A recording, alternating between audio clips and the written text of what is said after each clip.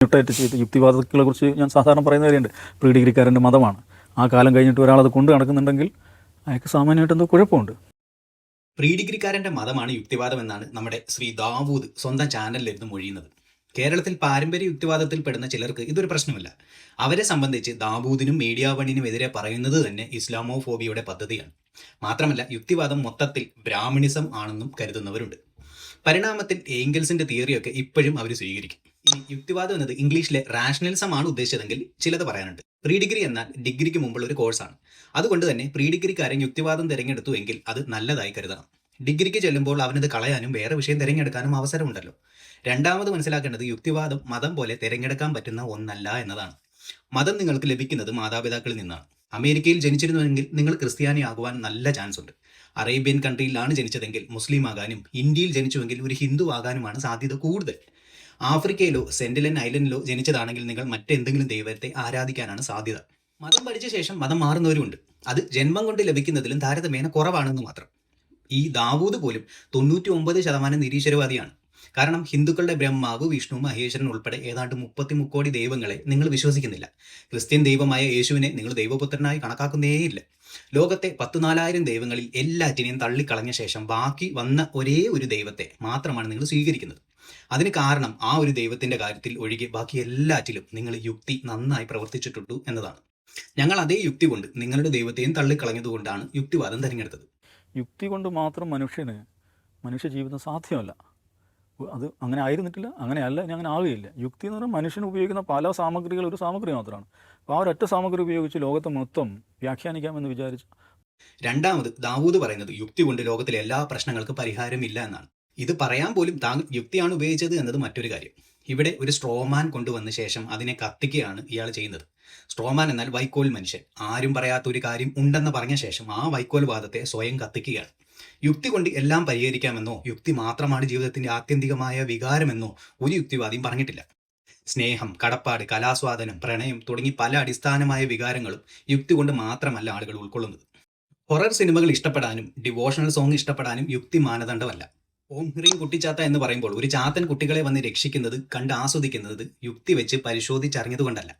യുക്തിവാദി എന്നാൽ ഒരു പ്രത്യേക യുക്തി വെച്ചുള്ള മാപ്പ് തയ്യാറാക്കി ഉപഗ്രഹത്തിൽ നിന്നും സിഗ്നലുകൾ വെച്ച് ജീവിക്കുന്നവരാണെന്നുള്ള പാഠജ്ഞാനം താങ്കൾക്ക് എവിടെ നിന്നോ ലഭിച്ചതിൽ നിന്നാകാം ഈ വിശദീകരണമെന്ന് തോന്നുന്നു. യുക്തിവാദത്തിലെത്തിയ ഒരാളെ ബലമായി പിടിച്ചു നിർത്തുന്ന ഒരു സംഗതിയും അതിലില്ല എന്നുള്ളതാണ്.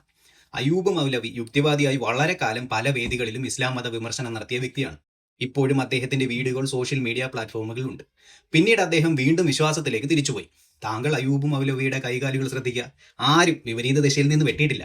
ഇന്നലെ വരെ യുക്തിവാദം പറഞ്ഞവന് നാളെ രാവിലെ മതം സ്വീകരിക്കാം. തീർച്ചയായും അവന് ട്രോളും പരിഹാസവും ലഭിക്കും. പക്ഷേ ശാരീരികമായി ആക്രമിക്കാൻ ഒരു യുക്തിവാദിയും പോകില്ല. കാരണം യുക്തിവാദം ഒരു മതമല്ല. പ്രീ ഡിഗ്രിക്കാരന്റെ മതമാണ് യുക്തിവാദമെങ്കിൽ കടവുള്ളില്ലേ എന്ന് പറഞ്ഞ കോയമ്പത്തൂരിലെ ഫാറൂഖ് എങ്ങനെയാണ് കൊല്ലപ്പെട്ടത്? ഇവൻ വെറും പ്രീ ഡിഗ്രിക്കാരൻ യുക്തിമതക്കാരനാണ് എന്ന് പറഞ്ഞ് അവനെ വിട്ടുകളഞ്ഞാൽ പോരായിരുന്നോ? ഇനി മതത്തിനുള്ളിൽ യുക്തി പറഞ്ഞ് പരിഷ്കരിക്കാൻ ശ്രമിച്ച ചേകന്നൂർ മൗലവി എവിടെ? ഡെഡ് ബോഡി എങ്കിലും കിട്ടിയാൽ വലിയ ഉപകാരമായിരുന്നു. അപ്പോൾ മുഹമ്മദ് നബിയെക്കുറിച്ച് മോശമായിട്ടുള്ള ചില ഒരു വാക്കുപയോഗിക്കുന്നില്ല, വാക്കുപയോഗിച്ച് പരിഹസിക്കുക. പറയാൻ പറ്റാത്ത ഒരു പ്രവൃത്തിയാണെന്ന് നിങ്ങൾക്ക് അറിയാം. ഓക്കെ, ആ പറയാൻ മോശമായ ആ പ്രവൃത്തി അപ്പം മോശമാണ്, ആ പ്രവൃത്തി ചെയ്ത ആള് മോശമാണ്. അപ്പൊ മോശം പ്രവൃത്തി ചെയ്ത ഒരാളെ കുറിച്ച് മോശം പറയുന്നതാണോ ഇപ്പൊ നിങ്ങളുടെ പ്രശ്നം, അതോ ആ പ്രവൃത്തിയാണോ അപ്പൊ പ്രശ്നം? ഖുർആനിലെ കോട്ടിങ്സ്, ഹദീസുകളിൽ ചില വാക്കുകൾ എടുക്കുക. നമ്മൾ ഈ ക്ലാസിക്കൽ ടെക്സ്റ്റുകളിൽ നമ്മൾ കോട്ടിങ്ങുകൾ എടുത്ത് സാഹചര്യ നിരപേക്ഷമായിട്ട് അത് അപ്ലൈ ചെയ്യാൻ തീരുമാനിച്ചാൽ ലോകത്തെ എല്ലാ ടെക്സ്റ്റിൽ നിന്നും നമുക്ക് പലജാതി സാധനങ്ങൾ കിട്ടും. അത് ഇന്ത്യൻ ഭരണഘടനയാണെങ്കിലും ഏത് ടെക്സ്റ്റിൽ നിന്നാണെങ്കിലും നിങ്ങളൊരു കോട്ട് എടുത്തിട്ട് അത് നിരപേക്ഷമായിട്ട് അപ്ലൈ ചെയ്യുകയാണെങ്കിൽ അങ്ങനെ ലഭിക്കും.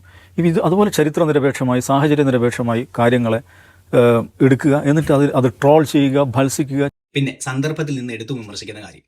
ജൂതന്റെ ശവമഞ്ചം കണ്ടപ്പോൾ എഴുന്നേറ്റ് നിന്നതും അനാഥക്കുട്ടിയുടെ മുന്നിൽ വെച്ച് സ്വന്തം കുട്ടിയെ ലാളിക്കരുത് എന്നും പറഞ്ഞ കാര്യവും എല്ലാം സന്ദർഭത്തിൽ നിന്ന് നടത്തിയതാണ് എന്ന് മറക്കരുത്. ഒരു പ്രത്യേക കാലത്ത് നടന്ന കാര്യങ്ങളെ ആ രീതിയിൽ കാണണമെങ്കിൽ അതേ രീതിയിൽ പഠിപ്പിക്കണം. യുദ്ധസമയത്ത് ഇറങ്ങിയ കാര്യങ്ങളാണ് ഇന്ന കാര്യങ്ങൾ എങ്കിൽ അത് പ്രത്യേകം പറഞ്ഞു കൊടുക്കേണ്ടത് അത് അല്ലാതെ ഉപയോഗിക്കുന്ന സ്വന്തം ആളുകളോട് തന്നെയാണ്. നോക്കൂ, അത് മുഹമ്മദ് നബിയുടെ വിവാഹ പ്രായത്തെ മുൻനിർത്തിയാണ്. അത് നമ്മൾ ഇന്നിപ്പോൾ ഇന്ത്യയിൽ നിലവിലുള്ള നിയമങ്ങൾ വെച്ചിട്ട് അതിനിതായി കഴിഞ്ഞാൽ മഹാത്മാഗാന്ധിക്ക് അത് ബാധകമാവും. മഹാത്മാഗാന്ധി ലോകത്തിൽ ഒരുപാട് മനുഷ്യർക്ക് അത് ബാധകമാവും. 6 വയസ്സുകാരിയെ വിവാഹം ചെയ്ത ഗാന്ധിയുമായി കൂട്ടി വായിക്കുന്നത് കണ്ടു. ഗാന്ധി മാനവരിൽ മഹോന്നതനല്ല. തൻ്റെ ജീവിതത്തിലെ എല്ലാ കാര്യങ്ങളും ഗാന്ധിചര്യ എന്ന രീതിയിൽ എല്ലാവരും ലോകാവസാനം വരെ പിന്തുടരണമെന്ന് ഗാന്ധി എങ്ങും പറഞ്ഞിട്ടില്ല. സ്വന്തം അച്ഛൻ മരണക്കിടക്കയിലായിരുന്നപ്പോൾ താൻ മധുവിധു ആഘോഷത്തിലായിരുന്നു എന്ന് തുറന്നെഴുതിയ ആളായിരുന്നു ഗാന്ധി. മനു എന്ന പെൺകുട്ടിയുമായി ഗാന്ധി നടത്തിയ പരീക്ഷണങ്ങൾ അക്കാലത്ത് തന്നെ രൂക്ഷമായ വിമർശനത്തിന് വിധേയമായ കാര്യമാണ്. വിസ്മയം പോലെ താലിബാൻ എന്ന് പറയുമ്പോൾ വിസ്മയം തന്നെ വിസ്മയപ്പെടുന്നു. അതുകൊണ്ടാണ് ജൂൺ 25 കേരളത്തിലെ എല്ലാ മാധ്യമങ്ങളും ഒരു വാർത്ത പ്രസിദ്ധീകരിച്ചിരുന്നു. വളാഞ്ചേരിയിൽ ഒരു മദ്രസ അധ്യാപകൻ 14 ആൺകുട്ടികളെ പീഡിപ്പിച്ച ശേഷം ബീഹാറിലേക്ക് മുങ്ങിയതും പോലീസ് പോയി അറസ്റ്റ് ചെയ്തതും. ഈ 14 കുട്ടികളും സ്വന്തം മതത്തിൽപ്പെട്ടവരാണേ. എക്സ് മുസ്ലിമിനെ ഇസ്രായേൽ പൗരൻ ജിഹാദി വിളിച്ചതും RSSകാരൻ്റെ ചിത കത്തിക്കാൻ ത്യാഗം സഹിച്ച താത്തയുടെ കഥ ചർച്ച ചെയ്യപ്പെടുമ്പോഴും പീഡിപ്പിക്കപ്പെടുന്ന ഈ കുരുന്നുകളുടെ കാര്യത്തെക്കുറിച്ച് വിശദമായൊരു ചർച്ച ഭാവിയിൽ ഉണ്ടാകുമെന്ന് തന്നെയാണ് എൻ്റെ പ്രതീക്ഷ. നിങ്ങൾ വിചാരിക്കുന്നുണ്ടാവില്ലേ ഞാൻ കണ്ണട വെച്ചിരിക്കുന്ന ഭംഗിക്ക് വേണ്ടിയാണ്? അല്ല, എൻ്റെ കാഴ്ചക്ക് എന്തോ ഒരു പ്രശ്നമുണ്ടെന്നൊരു സംശയം. എൻ്റെ കുഴപ്പമാണെന്ന് അറിയുമ്പോൾ ലേറ്റൊക്കെ അടിച്ചു നോക്കിയിട്ട് കാണുന്നില്ല. നമ്മുടെ ആളുകളായതുകൊണ്ടാണ്.